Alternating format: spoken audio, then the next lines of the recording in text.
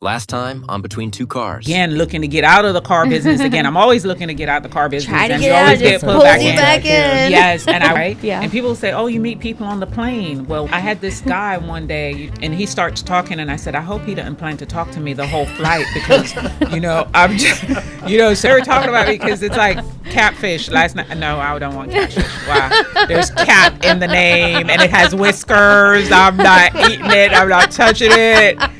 So yes."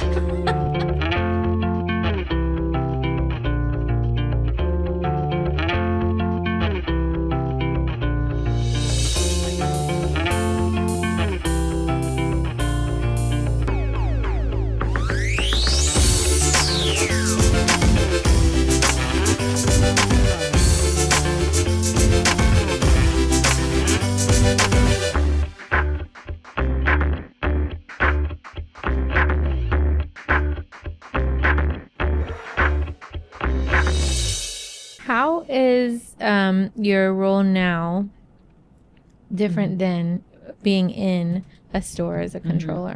I said to Craig the other day, I said, I feel as though I'm a counselor at times.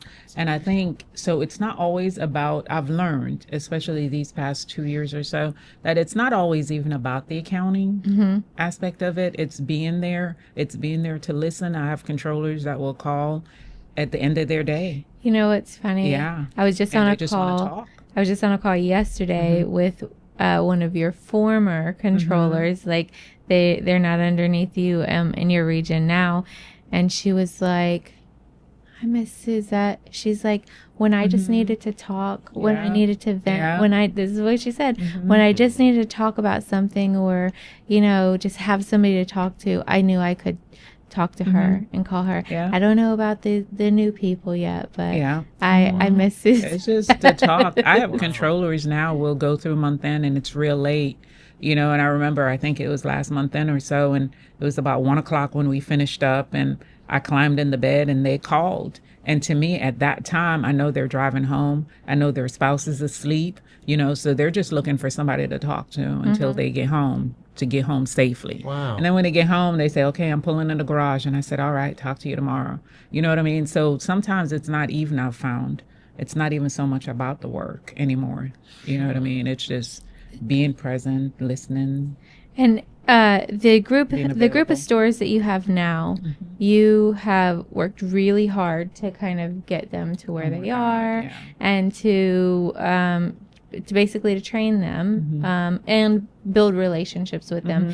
And so you've certainly been put in situations where in the past where you're coming into a little bit of a shit show and you're like, it's stressful. Then what do I do with this? Like, nobody here wants to hear what I have to say. Like, they don't want to do these things. They want to do it their way. Here's what's going on. There are all these problems. So you've been thrown into situations where like that's been the case. And I think every single time you've been thrown into a situation like that, you've come out the other end with people literally worshiping the ground that you walk on. How do you do that? And it's such a cliche to say that I really do treat people how I want to be treated. I know it's such a cliche because not everyone's been receptive of that, but I really do approach each person and find out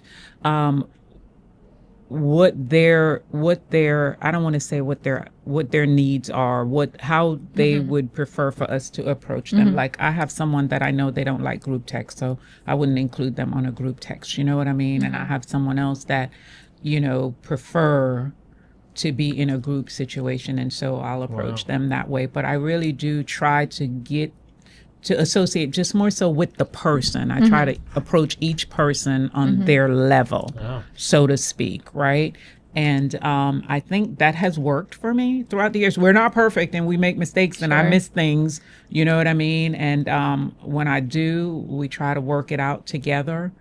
At what point did you learn that you had to approach situations in that way? Because we still have some people that haven't learned that yet. Yeah. So I'm just curious, like how? At what point? I mean, I guess, again, when I say I treat them how I want to be treated, because being in the chair too and being a controller, like I was a corporate person, right? And I couldn't understand what they were doing at the store and why they couldn't get this, that, and the next. And I remember a controller at that time said to me, unless you went in a store, you would never understand, what we go through in the store. And so I truly, truly look at these people as my family.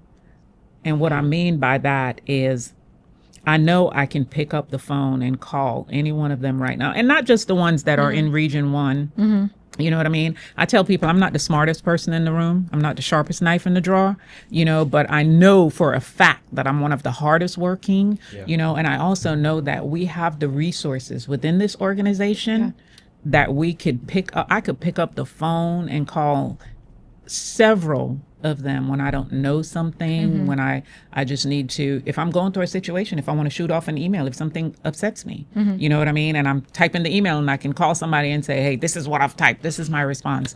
And they will for sure say, no, I don't think you should. Maybe reword that a little bit. There's several people that I do that with on a regular basis.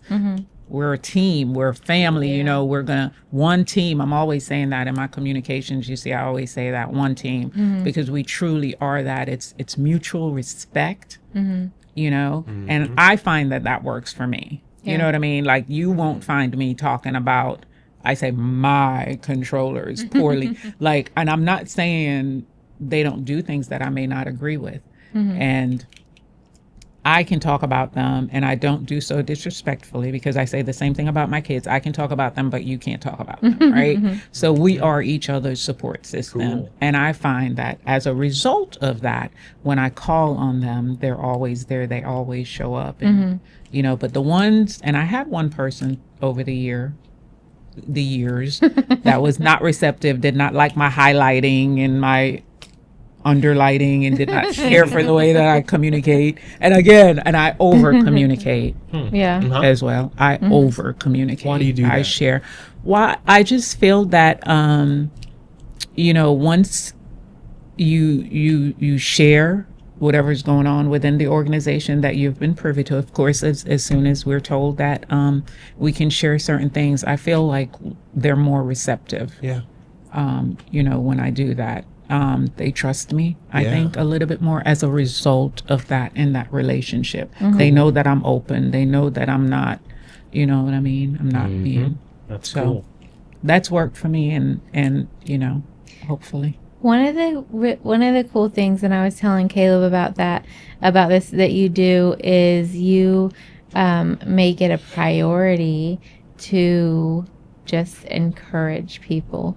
I'll wake up a couple times a month just to like a text from you or whatever, just as some sort of encouragement, and I believe you do it personalized, right? So it's not, she's not like mass communicating, but like you think about it something. But I think that you schedule that into your daily routine. Is that right? And I don't do it every day, right? Because I don't want it to be so redundant that it's not Doesn't received. Matter. Yes. Yeah. So and you know what? It's as I'm led, as because I have daily devotions, and you may share something with me on a daily basis, but I don't feel that that's the one that I would want to share. Some things I may share with you, and I don't share the same thing with others. It's really however I'm led. You know what I mean? If we've had a rough month end, you know what I mean? I may say something to one person and say something to another person. But it's just really all about just motivating, as I'm being motivated to pass that on to others as well. And do you have anybody that does the same for you? Absolutely. And that's what I said, as others will share things with me, even some of Craig's emails that he'll send from Don, whatever that, you know what I mean? Yes. And I'll read it, certain things, and then I'll expand on it, with others as I receive things. So I do have daily devotion items that I'll receive. I think I received one the other day. I was doing my devotion, right? And and I got it, and I was like, oh my God, I'm gonna share this with Faith today. You know what I mean? So it's as I'm led. It's not there's no rhyme or reason to it. Because, like I said, I don't want to send you something every day, Caleb, and you're like, oh, that's from Suzette again. You know what I mean? Right. Like, what I'm intrigued by is that I feel like a lot of people could say, I do it as I'm led, and it doesn't happen. It would fall off, and just you, it sounds like you're... God doesn't ever lead you to do anything, does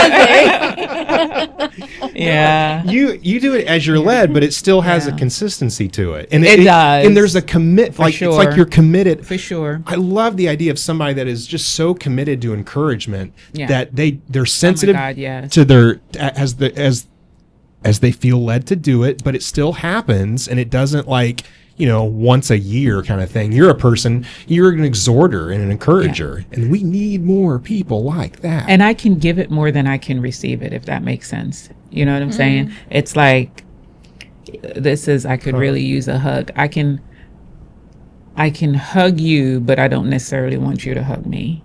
Does that make sense? Or I don't want you to praise me, but I can praise you. Yeah. I can encourage you.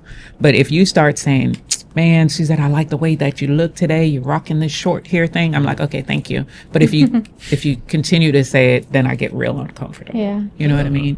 So I think more so I can encourage more than I can receive it. Isn't that interesting? I feel like that's the case a lot of times, probably with a lot of people. But why is it so hard for us to receive? Why is it so hard for us to see ourselves the way that other people see us? Yeah. That's tough. It is tough. I don't know. Because even where you talked about, the relationship that I have with the Region 1 team, but I do know that, I don't know, I think more so than I'll think about, but we made this mistake, or I missed this, or, you know what I mean? So it's like that overshadows what you said. You know what I mean? It's like in my mind, I think about maybe striving for perfection that's just out of reach, always just out of reach, right? Yeah.